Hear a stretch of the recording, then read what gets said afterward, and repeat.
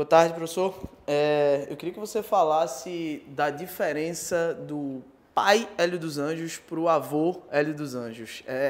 O que é que Benjamin trouxe de paz, de diferente, assim, algo que o Hélio acabou fazendo com você e faz mais com ele, ou não fez com um e fez com o outro? O que é que ele trouxe para o professor Hélio?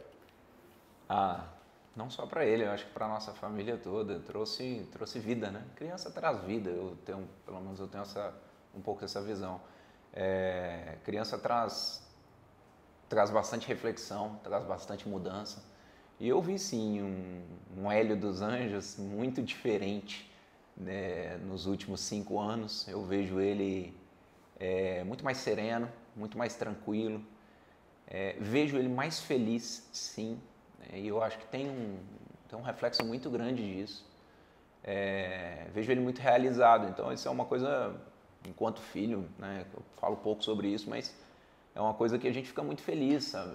Realmente, ele enquanto gestor, enquanto treinador dentro do nosso contexto, eu vi uma evolução, e mesmo uma pessoa com 40 anos de futebol praticamente, uma evolução ainda muito grande na forma de lidar, buscando a melhora, gostando de melhorar, e eu acho que o Benjamin conseguiu trazer tudo isso.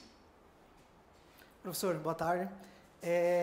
Falando sobre o jogo de sábado contra o Guarani, o Náutico tem 2 desfalques, né? O Igor Pereira e o Hélio Borges. Teoricamente, a gente entende que o Auremir se encaixa muito mais na posição do Igor, e só que, na minha visão, eu acho que na posição de Hélio, pode ser que haja mais opções, até por conta de não ser um jogo fora de casa, ser um jogo que é contra um adversário direto, querendo ou não, né? O Guarani está, acho que 4 pontos só atrás do Náutico. Então, basicamente, você acredita que a gente pode entender que é assim, o Auremir vai para a vaga do Igor, e acho que a maior dúvida entre vocês está em relação a como vocês vão se posicionar no ataque, se vão achar um jogador com as características mais parecidas com o Hélio, ou talvez mudar um pouco o posicionamento, porque contra o Caxias eu vi um time muito mais ofensivo, né?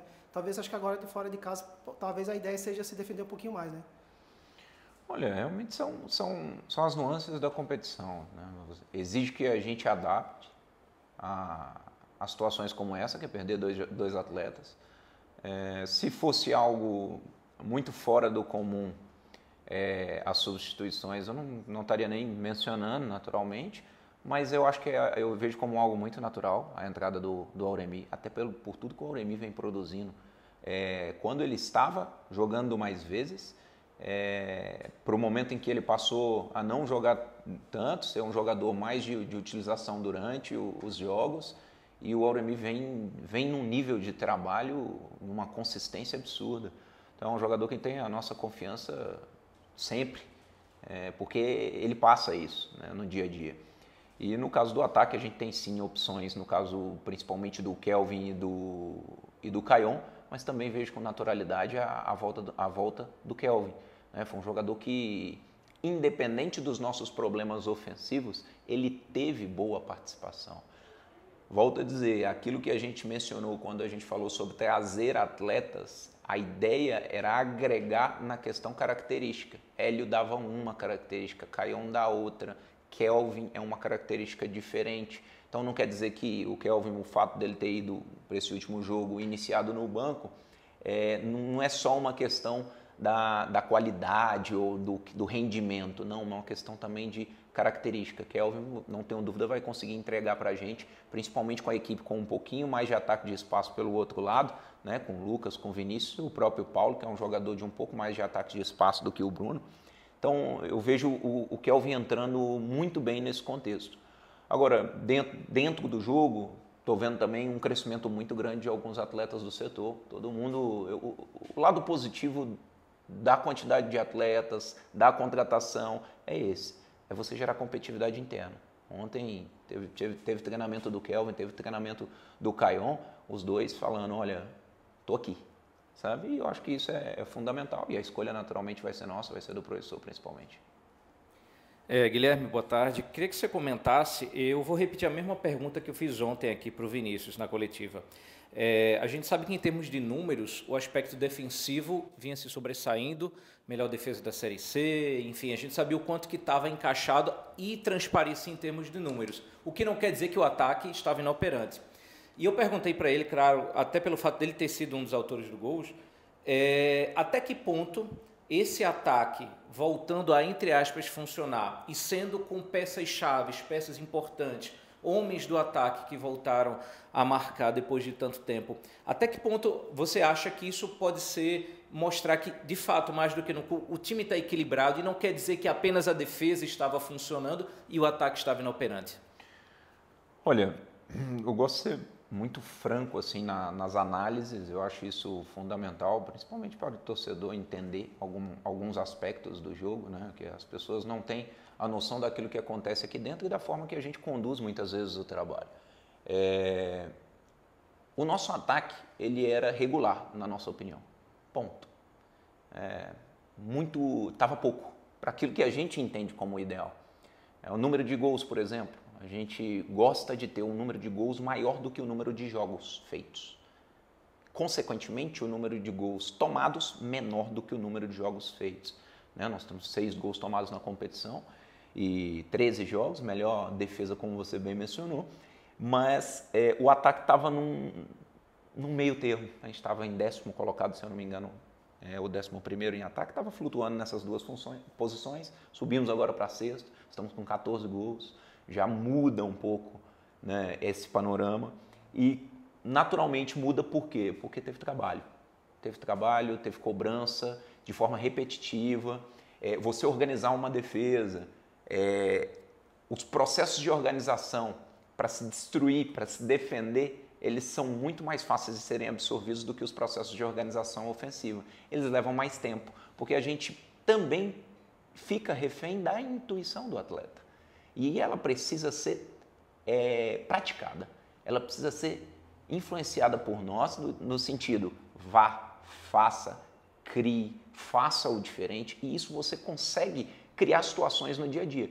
Mas para transferir para jogo não é tão simples, exige preparação mental adequada, as pessoas estarem com um nível de confiança muito grande, vide Vinícius, primeiro e segundo tempo, aquilo é puramente confiança, Vinícius vem de poucos jogos nos últimos anos.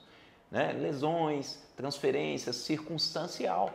Mas eu não tenho dúvida do que o Vinícius pode produzir, tanto que ele teve uma resposta maravilhosa. O Vinícius que a gente conhece é aquilo, ele sabe, ele se cobra muito nesse sentido. Sou um pouco categórico, não gosto do tipo de cobrança que começou a ter no Vinícius, porque as pessoas têm que entender, tudo leva um pouco de tempo. E ele está começando a se desenvolver, a encaixar dentro do contexto. E realmente, ofensivamente, a gente fez o melhor jogo. Agora a gente fugiu do regular. A gente passou a ser um time do jeito que nós gostamos realmente. Né? Número de finalizações altíssimo. Foi o melhor jogo em número de finalizações nosso. Acho que, se não me engano, foram 15 finalizações, 7 no gol. Então, o resultado não vem à toa. Ele vem sob uma construção muito grande. O maior número de entradas na grande área do adversário com bola dominada também foi nesse jogo. Então, todos os aspectos ofensivos corroboram um resultado positivo, que muitas vezes as pessoas podem achar que, poxa, foi mais ofensivo. Mas não, existe todo um trabalho, todo um processo sendo respeitado e a gente torcendo para que eles consigam transferir sempre.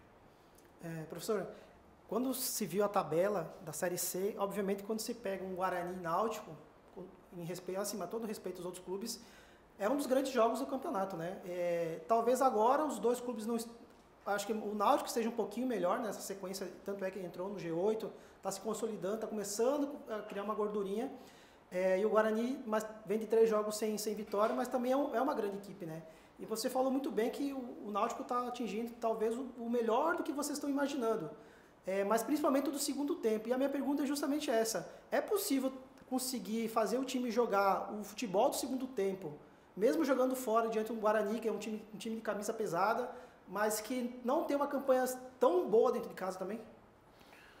Olha, quanto a proposta de jogo, a nossa não muda, dentro e fora de casa. Eu acho que é algo que a gente, inclusive, bate muito na tecla em todas as entrevistas, tanto eu quanto o professor.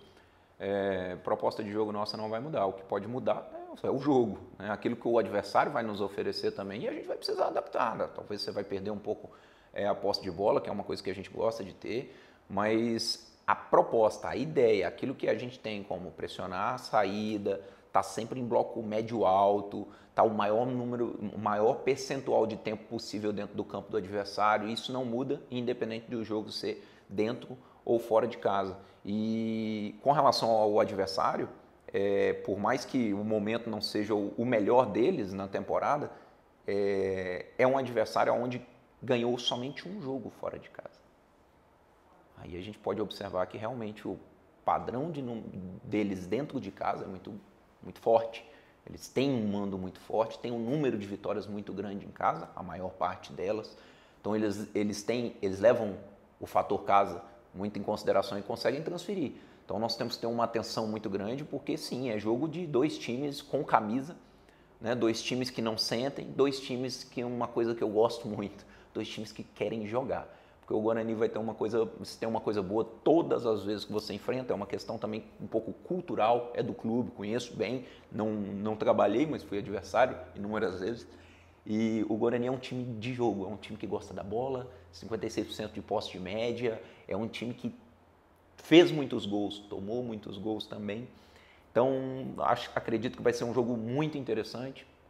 Prefiro jogos assim, não gosto do tipo de jogo, como eu mencionei anteriormente, como foi do Floresta, própria Ponte Preta também, não sou adepto. A gente respeita, mas acredito que vai ter um jogo, como foi o jogo, por exemplo, do Caxias, um jogo franco. Professor, queria que você comentasse um pouco mais de uma palavra que para mim reflete muito o que a gente vê inclusive nos treinos, confiança. Você citou aquele poder de decisão, o jogador quando ele está confiante, ele vai para cima e a gente vê isso nitidamente nos treinos e obviamente nos jogos. Queria que você comentasse como é que você vê, desde o início do trabalho de vocês até agora, esse nível de confiança, levando em conta, claro, essa última partida não foi apenas uma bela vitória, né, que fez com que o time ascendesse ainda mais na tabela, mas uma bela vitória diante do líder, uma equipe extremamente qualificada. O quanto que de confiança o Náutico se encontra agora para esse desafio de se estabelecer no G8 e pavimentar o acesso? Olha, a gente não pode fugir da realidade, é o melhor momento nosso, sem dúvida nenhuma. Eu acho que a gente está conseguindo amadurecer muito bem todas as situações. Outra pergunta que você fez, você mencionou algo que é sobre o amadurecimento da equipe. Você está equilibrado defensivamente e ofensivamente, demonstra o amadurecimento deles. E com os resultados vem, sim, a confiança. Então a gente está, sim, muito confiante, mas muito consciente também. São muitos atletas experientes, comando muito experiente. A gente sabe que nós não temos nada ganho, naturalmente, né? E nós vamos para um jogo extremamente decisivo. Se a gente ganhar, a gente vai começar a disputar aquilo que a gente pretende, que é as 4 primeiras colocações, para ter realmente uma vantagem ainda maior na segunda etapa da competição.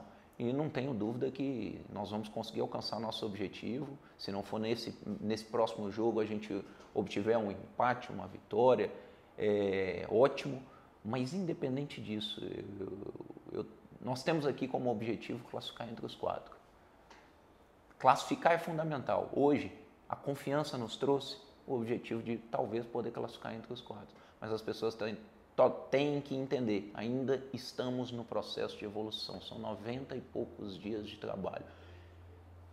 Circunstâncias diferentes irão surgir, de dificuldade. E vai caber a nós, como foram as outras vezes, mostrar, alertar, treinar e tentar solucionar. Vide mais uma vez, o jogo do Floresta foi um problema, passou a não ser já no jogo tanto do Figueirense, passou a ser ainda melhor no jogo do Caxias. É um processo. Só que não funciona assim sempre, porque a gente tem um adversário e muitas vezes o adversário consegue propor uma situação totalmente fora daquilo que a gente imaginava e aí gera o desconforto, aí gera o problema e para isso a gente está aqui.